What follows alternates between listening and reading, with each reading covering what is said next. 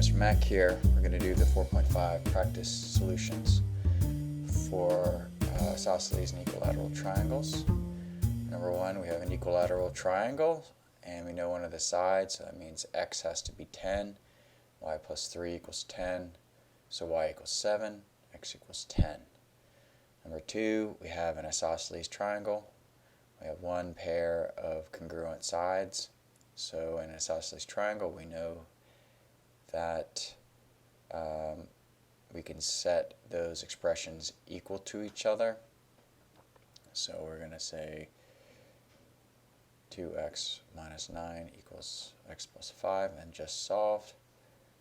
Subtract x to both sides. Add 9.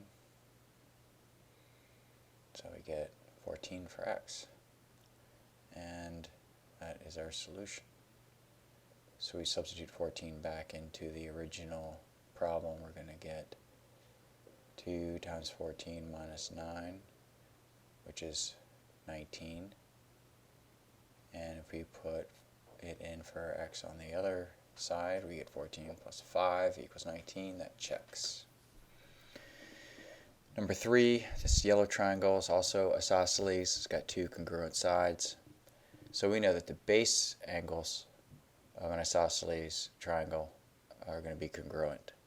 So we just take this expression, set them equal to each other. 6x minus 1 equals 77. Add 1, divide by 6, and 6 goes into 78 13 times. Let's substitute the 13 back in. 6 times 13 is 78. Subtract 1, 77. Same as the other base angle. Green triangle number 4, also isosceles, set the two expressions equal. Get your like terms together.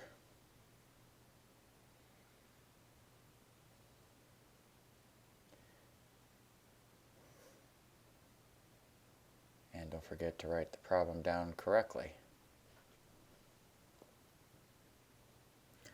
So we're going to get 1 for x. And if we substitute that into our equation, you got it, Never? Yeah, sorry, I didn't want to interrupt you. That's all right. Just put it on the video. Okay. We get, just talking to Mrs. Mack, 22. It is pouring outside right now. Okay, number 5 here. I did an update on this, so this one's a little bit different than what I had before. And so let's do this. And I just got some dental work done, so I actually can't even feel the top part of my face, so I'm going to try to talk. I don't know why I decided to do this now. I'm going to do it. So we know the base angles of this isosceles triangle are congruent. So that means the sides are congruent. So we can write y squared minus 4, this leg is going to be equal to the other leg. So this is a quadratic. We got a square here. This is y to the first. We need to get this in standard form. I'm going to subtract 3y to both sides. I'm going to get y squared minus 3y minus 4 equals 0. Now it's time to factor. We have a trinomial. I want to factor it into two binomials, and I want to find the factors of -4 that add up to -3 right here in the middle term. So I've got 4 and -1. I've got, that's a 3. 4 and -1. I've got -1 and 4. 2, -2. And so here we go. If we add these, that's 3. Nope, that didn't work. If I add these, that's -3. Yes, that did work. If I add these, I get 0. So I'm going to go with, nope, actually that's a plus 1 and a negative 4. That's what I meant. The numbness is in my brain. All right, so y plus 1, y minus 4. Now we're going to set each of these quantities here equal to 0. So y plus 1 equals 0, and then y minus 4 equals 0. So y equals negative 1, y equals 4. So if I put 4 in, 4 squared minus 4 is 12. And then I put 4 in here. 3 times 4 is 12. That works. If I put negative 1 in here, I get negative 3. And then this one, I get negative 3. So we're going to throw this out. We don't want a negative length. And there is our answer. All right, moving on. Number 6. We're given all three angles of this, interior angles of this triangle, but we got the base angles here congruent. So how about we write an equation to solve y first, since we've got the base angles, and then we can get x. So we solve for y here with our expression. I got to back up here. What did I do? 8y minus 16 equals 72. We're going to add 16, and that gives us 88, and y equals 11. Now, if we know that 9x plus 72 is 180, triangle interior sum theorem, and we can solve for x, and we get 4. So if I put 4 into x, I would get 9 times 4 is 36, and 36 plus 72 is 180. Check. Now number 7, we've got L1 is parallel to L2, and we got a bunch of, well, we have one angle given is 134, and we have two congruent sides. And so we are going to start off with, I mean, we can puzzle this out and find it any way we want, but I know that A and 134 is a linear pair, so I can just subtract that from 134 from 180. I've got some alternate interior angles here. I have base angles of a triangle congruent. I've got some corresponding angles here, so C is going to be 46. D here is a linear pair with the 46, and so that gives me 134. I've got this whole big angle right here for F, and that is going to get divided, bisected. So if I got 134 and divided by 2, it gives me 67. So G corresponds with F, so they're going to be congruent.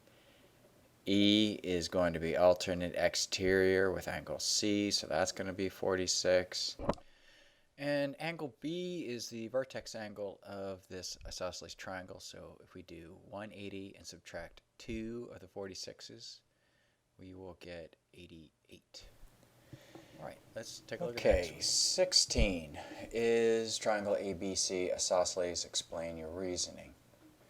All right, so we've got segment BD is congruent to itself.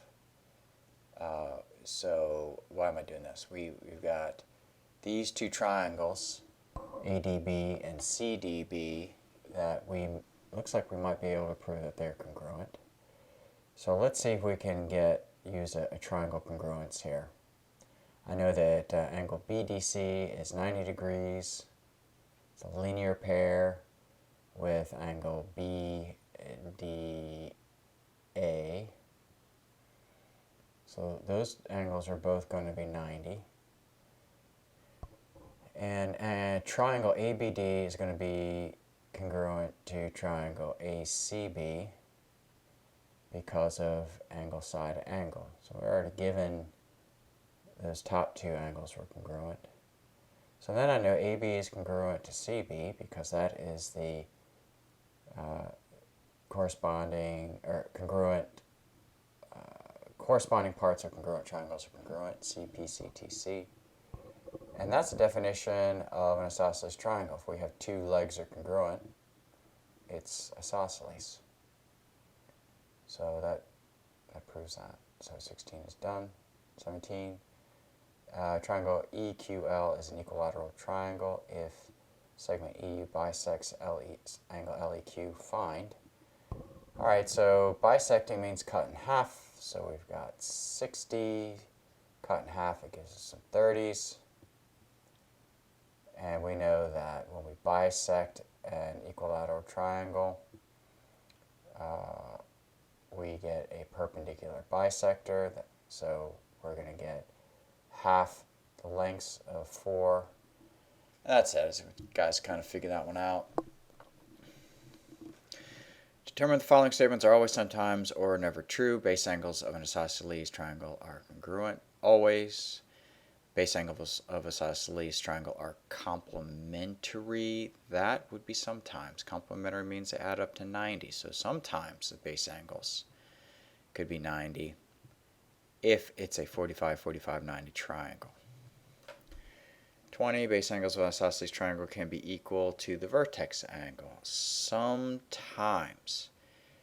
if we have an equilateral triangle,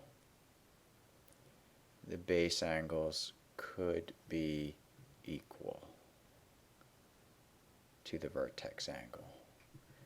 21. Base angles of an isosceles triangle can be right angles. No, it can never be, because the base angles are both 90. We would get parallel sides. We would never get an intersection. There is no vertex at the top. That wouldn't work. Base angles, number 22, of an isosceles triangle are acute. That's always have to be acute. Got to be less than 90. All right, last, let's see, proof here. We've got an isosceles triangle, CIS, and base angles of angles C and SIO is the angle bisector. Okay, so we can write the given statement. And what does the base angles theorem tell us? Right, it says that angle C and angle S are congruent, right, for a isosceles triangle. So we got another pair of congruent angles that we know. CIO, angle CIO and SIO are congruent. That's because we already were given that it's a bisector. Segment IO is a bisector, so those have to be congruent. That's the definition of angle bisector. And these two triangles right here share something. They share that center segment IO, so we can say reflexive. And we've got AAS, angle side property. And then we know all the corresponding parts of congruent triangles are congruent. And we also know that angle IOC and angle IOS are also congruent because of CPCTC.